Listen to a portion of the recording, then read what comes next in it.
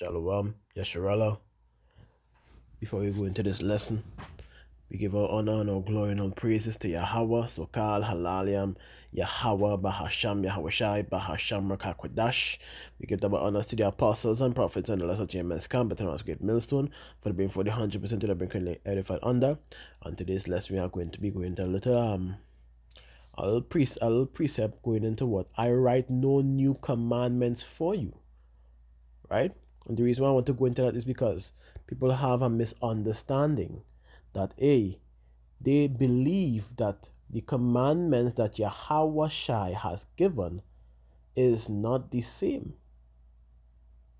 of according to loving your neighbor as thyself and loving Yahweh all thy might, all thy heart, all thy soul. And the two great commandments according to the scriptures, which Yahweh Shai gave unto us, it's referring to all because it says on these two hang all the laws and the prophets. It summarizes it, meaning by doing the commandments, you are showing love to your brother, which is explained multiple times in scriptures. I even have a lesson on it. But there are still people who believe that there's a separation in these commandments. So I'm going to really go into the scriptures and give you all this point, and we'll continue tomorrow on the next point as well to further explain what was taking place or in understanding what is to the law and to the testimony, which scriptures say to the law and to the testimony. Isaiah chapter 8 and verse 20. Let's grab it. If they speak not according to this word, let's grab it. It says, Isaiah chapter 8 and 20, to the law and to the testimony, if they speak not according to this word, that's because there's no light in them. And that's what one of the precepts that I brought out. This was on Yasharala's live, and people were getting out of hand. So I had to cut them with scriptures, right? Not trying to boast, but it's just a tool of edification to be exact. So let's go into it. So, this and understanding is why you study, right?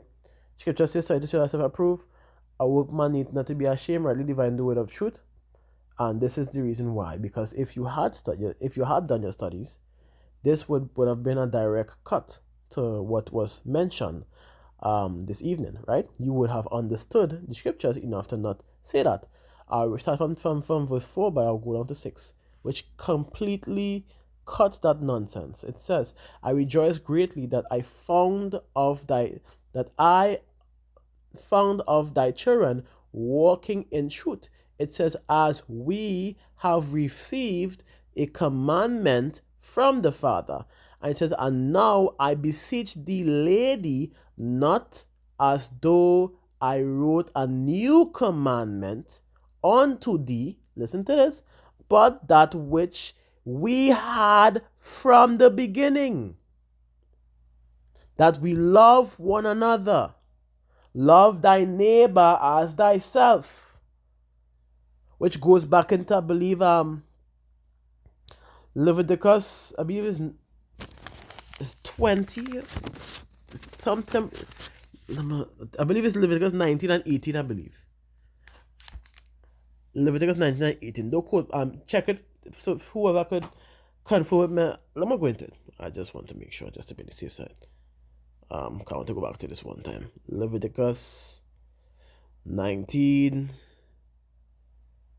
Hope I'm correct. Before I go into it, we are usually it's very hard to remember precepts at times. Okay, it's there. So Tawala. Thou shalt not avenge nor bear nor grudge against the children for thy people. But listen, but thou shalt love thy neighbor as thyself. I am Yahweh. See? Simple as it is. Love thy neighbor as thyself. That is in the law. We've seen it right here. So let's go back, right? Just to give more understanding when they go into, let me read back verse 5 and go to verse 6.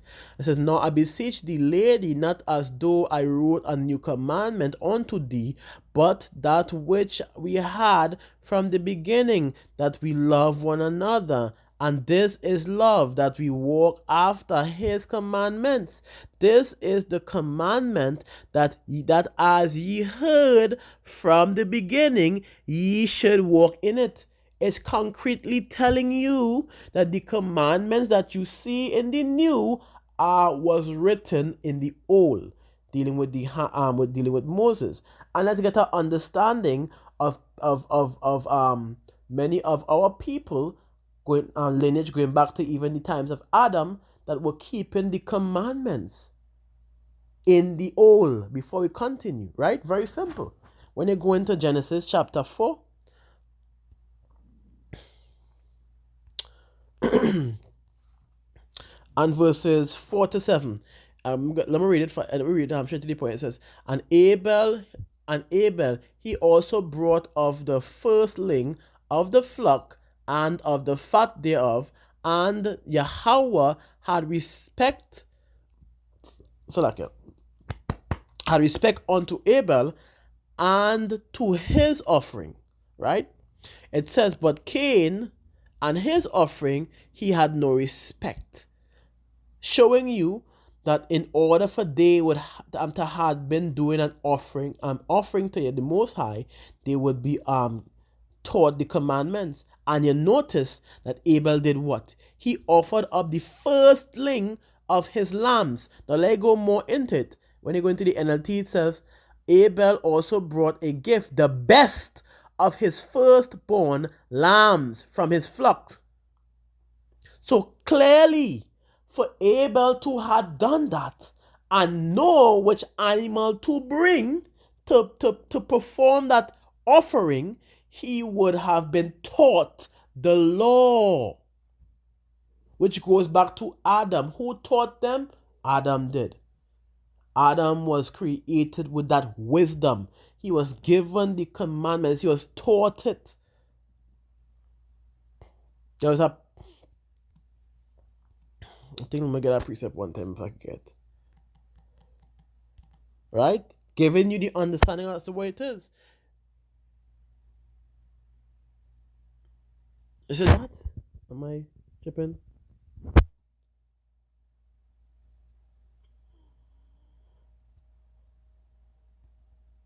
The wrong thing. So like it. Alright, let me grab it right here. We go straight to the point. It says the knowledge of the commandments of Yahweh is the doctrine of life. See? And they that do things that please him shall receive the fruit of the tree of immortality. This concretely shows you that Adam was truly given that wisdom to pass down, because guess what it says about that doctrine of life, or the breath? Let go into it together, better understand regardless, which matches with scriptures. It matches, it ties in, or it links to this when you go into it. It says, verse 24 and 25, so like, I highlighted. It says, for Wisdom of Solomon chapter 7 verse 24 and 25. For wisdom is more moving than any motion. She passeth and goeth through all things by reason of her pureness. It says, for she is the breath of the breath. That breath is wisdom. What wisdom? The doctrine of life. His commandments, his teachings, his statutes. The truth. Thy law is the truth. The truth. It says, for she is the breath of the power of the Most High, and a pure influence flowing from the glory of the Almighty. It says, therefore can no defiled thing fall into her. Straight up, as simple as it is. That way in the scriptures tells you what? The laws are spirit and they are life. Understand? So, going back into this, it shows you how they will receive the commandments, because y'all have to be honest at this point. In order for they to know this, they would have to be taught the commandments. And this goes, and that is what the scripture is talking about from the beginning. Let's go into our next one. Let's go into I'm going to Noah, but let just go into it. Genesis 6, 8 to 9, it tells you, but the Noah found grace in the eyes of Yahweh. It says, these are the generations of Noah. Noah was a just man and perfect in his generation. Now, stop there. What does it mean to be perfect in his generation? He would have had to be following the teachings and the saying of Yahweh Bashim Yahushai, which was passed down regardless. Remember, after Abel passed, Adam create Adam and Eve. But Adam went in onto Eve, and Eve begot, and Eve brought out Seth, and from Seth Enos, and from Enos coming down. So of course the teachings would have been passed down regardless of the situation. Noah, however, was the one to grasp it and diligently seek Yahweh Bashem, Yahweh Salakia. And with that understanding, there he was found in what? Perfect in his generation. Which when they go into the NLT,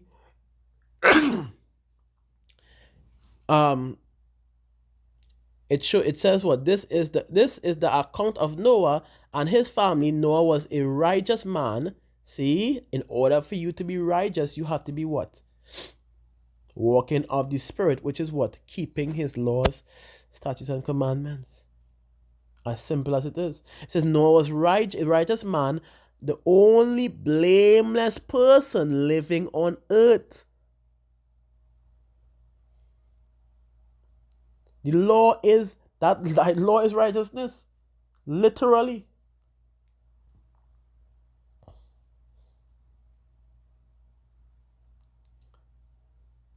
So with that, you could see another part back in the beginning. You're seeing where our people, Noah was keeping the commandments, or keeping the commandments and the statutes and everything correctly at the point in time which was given unto him. Now we even have Moses, a perfect example. Now we know Moses was given the laws to put in written form. It was written down. It was written. It was given unto Moses for the children of Israel, forming that covenant to be exact. But as we go in more, we have to understand that this is what it's talking about. These are the commandments, what these men would have, what Moses would have written down from the Torah, basically. The 613 laws that were that was given unto us. So when it says, let me go back into it. So when it says in 2 John, let me make sure, chapter 1 and verses 6, it says, and this is love, that we walk after his commandments, and this is the commandment that ye have heard from the beginning. Ye shall walk in it. It was given unto us to walk in it. So this is what it's talking about. So when you want to say there's a separation, no, it's not. There has never been a separation. I don't know what you're talking about. If you're trying to establish all your own righteousness in whatever means or you need to, that is you. But don't come and say that there's a separation in it, because that means you're not going into the scriptures correctly. You're not reading. As simple as it is.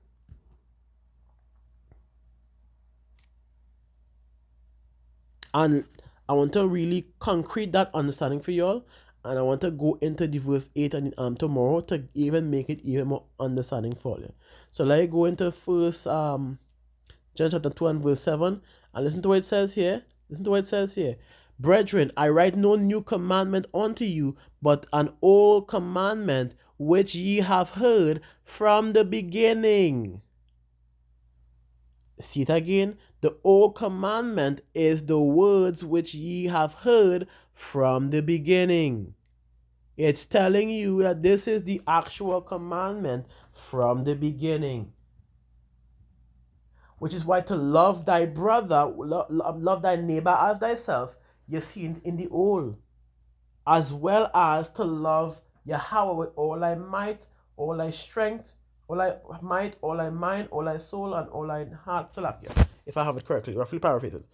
I think it's Deuteronomy chapter 6. Deuteronomy chapter 6 and verses 5, I believe. Let me go down. Now read from 4. I'll read from 4 and I'll close off at 6. It says, and it says, Hear, O Israel, Yahweh our power is one. Or in understanding is one power, meaning he is the only being that is superior to everybody else. There's no one that's more superior to him. He is the top. He is the top of the top. He is the almighty, omnipotent. So let's continue. Let's go. It says in verse 5, and thou shalt love Yahweh thy power with all thine heart and all thy soul and all thy might. Which goes back into what? That first and great commandment in Matthew chapter 22 and verse 37. So there's no excuse. It goes back to this. And this concretely shows how to love thy brother, because it goes on to further explain. When it goes, it says, and these words which I command thee this day shall be in thine heart. And listen to what it says, and thou shalt teach them diligently unto the children, and shall talk of them when thou sittest in thine house, and when thou walkest by the way, and when thou liest down, and when thou risest up. And this goes into what the commandments in itself, because it shows you that. I did a lesson on it already. Matter of fact, I think I can highlight the lesson. Hold on, let me get. I think I can highlight the lesson here as we hear one time, just to make sure, look right here on these two commandments, right here. Let me make sure and press it. That right there. Oh shit, can I highlight it? Is there any way I can highlight it? I just gotta press it. Right there. There's the lesson right there dealing with that, giving a proper understanding of it.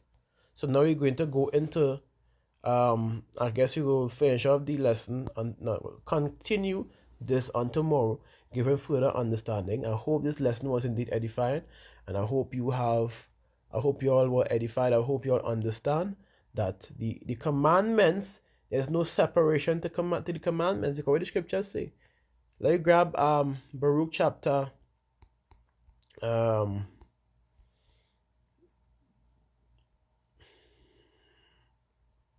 Baruch, I think I passed it. Baruch chapter 4 and verses 1, where it says, this is the book of the commandments and the law that endureth forever. Forever. Which means, where's that change? It endureth forever. All they that keep it shall come to life, but such as leave it shall die. That's why in John, I believe chapter, it says, what the commandments endured for, is everlasting. Everlasting. What's everlasting means? Let's go into that. What does everlasting means? I want to just type it. Okay, I make a. I just want to give an understanding now, right? What does everlasting means? Let me go into that word right here. Anything I get, everlasting. Just want to get that understanding for y'all. Just for you. Prove all things, right? Hold fast which is good. Everlasting. Everlasting meaning what? Continuous existence. Forever. See that? Forever. Therefore, you can't exclude the laws and then include your own separate one that doesn't include the old. That doesn't make sense. Scripture say what? I am Yahweh, I change not. Therefore, ye sons of Jacob are not consumed. What does that also entails? It also, the reason why we are not consumed is because we are still under that first covenant. That's why. Meaning, it's forever. And when we go into the new covenant, It's still forever. So you understand where I'm coming from? So for those who want to think that there's separation, really and truly, there's not. That's the reality. If you're trying to escape keeping the laws, you will always be, you will always have that work of the flesh, which is adultery and all them horrendous acts, eating unclean things, because that is all a lot that all is standing, right? So again, Salakia for going back, but I hope this lesson was indeed edifying. And we say Shalom Yasharala, Kal Halalia Yahawa, Bahasham Yahoshai, Bahasham Kodash. We get double honors to the apostles and prophets and elders of GMS Camp, as well as like-minded brothers speaking like-minded truth. Shalom to them, shalom to the elect, shalom to the tabernacle of David. I am your brother, Kazak Yasharala, saying to you, Shalom.